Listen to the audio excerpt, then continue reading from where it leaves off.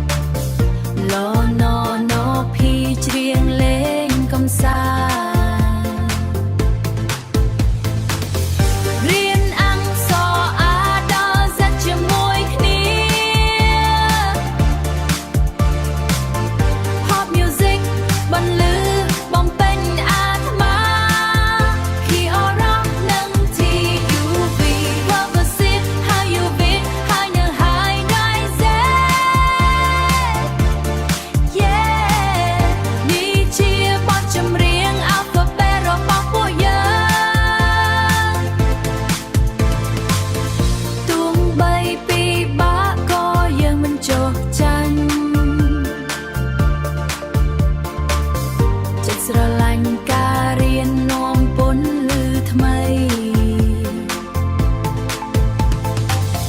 អក្សរនីមួយមានន័យសេចក្តីជួយឲ្យផែនដីស្រស់បំប្រងឡើយ ABCD